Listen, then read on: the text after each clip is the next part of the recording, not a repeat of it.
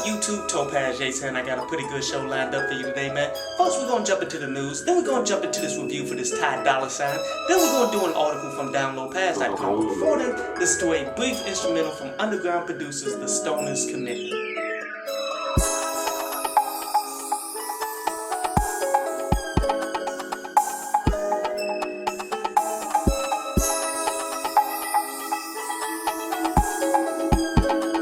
So did you guys see in the news that this chick from Afghanistan and such, her parents done arranged her marriage a while ago and shit, and then she happened to be a rapper, so she put out a song on how vividly she was against it and made a video on it and shit, in which it didn't go like completely viral, like it did move like 70,000 views and shit, but ultimately nothing major. But yet it was powerful enough for a corporation that wanted to put out that same message and shit in order for them to go scoop her up and make her into an American fucking citizen. In which, you know, that's what hip-hop has always been about, taking people that's in a situation and helping them get the fuck out of it through music, man, which that's beautiful. But my thing is, how many of us have been rapping about how we getting slaughtered in the fucking streets? What corporations have come to save the day for us? But anyway, on to today's review, man, and it's to that Ty Dolla signed Airplane Mode mixtape, man. And you know what? There is no shame in Ty Dolla Sign's game and shit, man. When he decides he wants a part of somebody's fan base and shit, he's not going to variate the tracks or anything like that. It's going to sound exactly like what these motherfuckers is doing. Like, take that Violent track, man.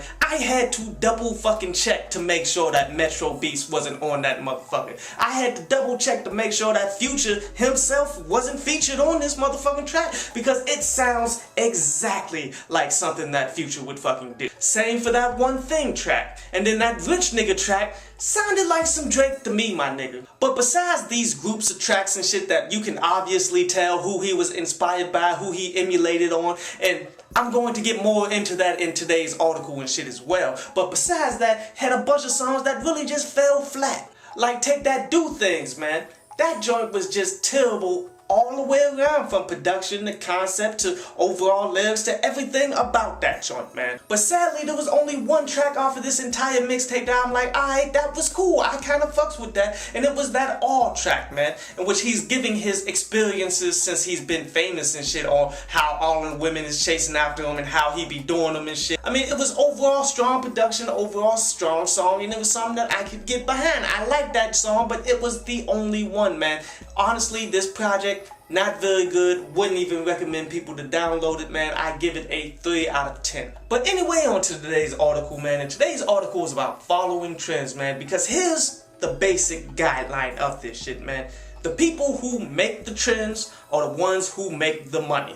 Those who follow the trend are usually the people that's spending the money to follow the trend, one. Or two, you're prolonging the life of the people who created the fucking trend. Like, your main thing that you should be focusing on is building the next trend. You shouldn't be caught up in what's going on right now, man. You need to be what's fucking next in order for you to find your own success. I mean, you see Ty Dolla Sign making these tracks that these other artists made, that's making these other artists more famous. Actually, a lot of fans would probably be like, man, I can't stand this shit because he sounds like my favorite artist. Why don't you get your own style? You hear a lot of that shit. See, following a trend is for those who's trying to fit in or don't have enough unique qualities among themselves in order to create something fucking different. And you should not be that way, especially if you're a rapper and shit, man, because this is a creative game. You gotta make something out of nothing to be successful at this shit. So therefore, you have to be creative, and you should always be creating your own trends that people need to be followed. I hope you enjoyed the show. You can follow me at Twitter up there. And you can go to downloadpass.com, that's down there, to read today's article.